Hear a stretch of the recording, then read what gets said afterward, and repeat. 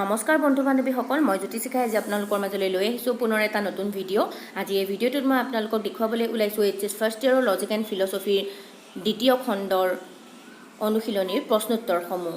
এইটো পাৰ্ট 2, বাকী পাৰ্ট 1ৰ ভিডিঅ'টো আপোনালোকে চাব। ফাৰ্ষ্ট কুৱেশ্যন দিয়া হৈছে, উদাহৰণ দিয়া। মই অনুশীলনীৰ প্ৰশ্নোত্তৰসমূহে আপোনালোকলৈ আগবঢ়াই আছোঁ, গতিকে আপোনালোকে আগৰ কেইটা ভিডিঅ' চাব। অনুশীলনীৰ প্ৰশ্নোত্তৰসমূহ দিয়া হৈছে। আজিৰ ভিডিঅ'ত দিয়া হৈছে 3 নম্বৰ কুৱেশ্যনটো, উদাহৰণ দিয়া। উদাহৰণ দিবলৈ দিছে, প্ৰথমটো দিছে সামান্য পদৰ উদাহৰণ দিবলৈ। ইয়াৰ উত্তৰটো হ'ব, সামান্য পদৰ এটা উদাহৰণ হৈছে মানুহ। মনত ৰাখিব, মানুহ হৈছে এটা সামান্য পদ। নেক্সট দিয়া হৈছে বিশিষ্ট পদ। বিশিষ্ট পদৰ এটা উদাহৰণ দিবলৈ কোৱা হৈছে। ইয়াৰ উত্তৰটো হ'ব, বিশিষ্ট পদৰ এটা উদাহৰণ হৈছে এই ফুলপাহ।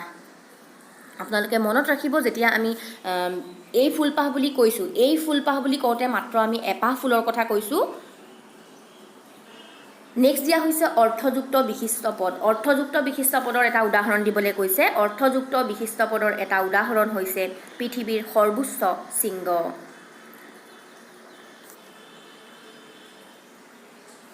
নেক্সট দিয়া হৈছে পাৰ্থক্য নিৰ্ণয় কৰা। শব্দ আৰু পদ। শব্দ আৰু পদৰ মাজত থকা পাৰ্থক্য নিৰ্ণয় কৰিবলৈ দিছে। ইয়াৰ উত্তৰটো হ'ব, শব্দ আৰু পদৰ মাজত থকা পাৰ্থক্যসমূহ হৈছে, প্ৰথমটো পাৰ্থক্য হৈছে অৰ্থযুক্ত বৰ্ণ বা বৰ্ণ সমষ্টিক শব্দ বোলে। মনত ৰাখিব যে শব্দ হ'বলৈ হ'লে সি অৰ্থযুক্ত বৰ্ণ বা বৰ্ণ সমষ্টি হ'ব লাগিব। নেক্সট দিছে, আনহাতে হ'ব লাগিছিলে, টাইপিঙত থাকি গৈছে। আনহাতে যেতিয়া কোনো শব্দ বা শব্দ সমষ্টি বচনৰ উদ্দেশ্য নাইবা বিধেয়ৰ ৰূপে ব্যৱহৃত হয়, তেতিয়া তাক পদ বোলে। প্ৰথমটো পাৰ্থক্য মনত ৰাখিব, অৰ্থযুক্ত বৰ্ণ বা বৰ্ণ সমষ্টিক শব্দ বোলে। আনহাতে যেতিয়া কোনো শব্দ বা শব্দ সমষ্টি বচনৰ উদ্দেশ্য নাইবা বিধেয়ৰ ৰূপে ব্যৱহৃত হয়, তেতিয়া তাক পদ বোলে। দ্বিতীয় পাৰ্থক্যটো হৈছে সকলো পদেই শব্দ বা শব্দ সমষ্টি। আনহাতে সকলো শব্দ বা শব্দ সমষ্টি পদ নহয়। ইয়াতে কোৱা হৈছে যে সকলো পদ, যিমানবিলাক পদ আছে সকলো পদেই শব্দ হ'ব বা শব্দ সমষ্টি হ'ব লাগিব, হ'ব। কিন্তু আমি যদি চাওঁ, সকলো শব্দ বা শব্দ সমষ্টি কিন্তু পদ নহয়। মনত ৰাখিব এইটো কথা। নেক্সট পাৰ্থক্য দিয়া হৈছে লক্ষণাৰ্থক আৰু অলক্ষণাৰ্থক পদ। ইয়াৰ প্ৰথমটো পাৰ্থক্য হৈছে লক্ষণাৰ্থক পদৰ বাচাৰ্থ আৰু লক্ষণাৰ্থ দুয়োটাই থাকে। মনত ৰাখিব, লক্ষণাৰ্থক পদৰ বাচাৰ্থ আৰু লক্ষণাৰ্থ দুয়োটাই থাকে। আনহাতে অলক্ষণাৰ্থক পদৰ কেৱল লক্ষণাৰ্থ বা বাচাৰ্থ যিকোনো এটাহে থাকিব, দুয়োটা থাকিব নোৱাৰে, যিকোনো এটাহে থাকিব। মনত ৰাখিব। নেক্সট পাৰ্থক্য দিয়া হৈছে লক্ষণাৰ্থক পদে গুণিক নিৰ্দেশ কৰে, লক্ষণাৰ্থক পদে গুণিক নিৰ্দেশ কৰাৰ লগতে গুণকো ব্যক্ত কৰে বুলি কৈছে। গুণিক নিৰ্দেশ কৰিব, তাৰ লগতে গুণখিনিকো ব্যক্ত কৰে বুলি কৈছে। আনহাতে অলক্ষণাৰ্থক পদে কি কৰে, কেৱল গুণিকহে ব্যক্ত কৰে বা কেৱল গুণহে সূচিত কৰে। দুইটাকে একেলগে নকৰে, হয় ই কেৱল অলক্ষণাৰ্থক পদে কেৱল গুণিক ব্যক্ত কৰিব বা কেৱল গুণকহে সূচিত কৰিব, কিন্তু দুইটাকে কেতিয়াও নকৰে, সেইটো মনত ৰাখিব।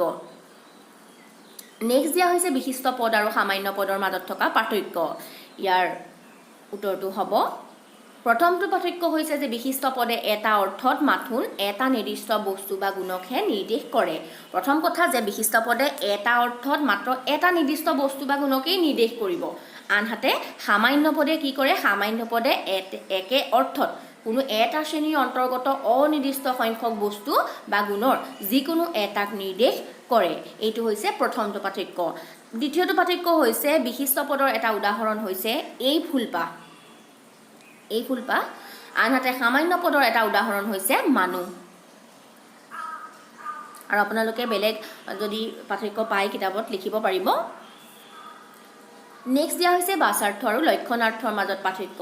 প্ৰথমটো পাৰ্থক্য হৈছে যে পদৰ বাচাৰ্থই বস্তু বা বস্তুসমূহক নিৰ্দেশ কৰে। আনহাতে পদৰ লক্ষণাৰ্থই কি কৰে, সেই বস্তু বা বস্তুসমূহৰ মাজত থকা যি সাধাৰণ আৰু মৌলিক গুণ বা গুণাৱলীক নিৰ্দেশ দিয়ে।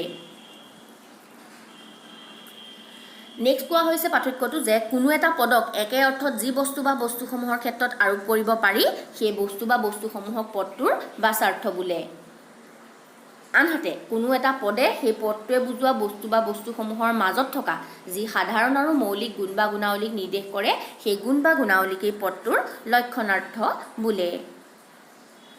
এইকেইটাই আছিলে আজিৰ ভিডিঅ'টোত অনুশীলনীৰ প্ৰশ্নোত্তৰ। আজিৰ ভিডিঅ'টো চাই আপোনালোকৰ কেনেকুৱা লাগিলে কমেণ্ট কৰি জনাব আৰু তাৰ লগতে আপোনালোকে জনাব মোৰ পৰা কেনেকুৱা ভিডিঅ' আপোনালোকে আশা কৰে যদি আপোনালোকে ইংলিছ মিডিয়ামৰ বাবেও এনেধৰণৰ কুৱেশ্যন এনচাৰ বিচাৰে জনাব আৰু আপোনালোকে কুৱেশ্যন এনচাৰখিনি দি দিলে ভাল পায় নে আপোনালোকে বুজাই দিলে ভাল পায় সেইটো কথাও জনাব যদি আপোনালোকে বুজাই দিলে ভাল পায় তেনেহ'লে মই আপোনালোকক বুজাই যাবলৈ চেষ্টা কৰিম প্ৰতিটো কনচেপ্ট আৰু যদি আপোনালোকে প্ৰশ্নোত্তৰখিনি দিলে ভাল পায় তেনেহ'লে মই প্ৰশ্নোত্তৰখিনি দি যাবলৈ চেষ্টা কৰিম আজিলৈ ইমানেই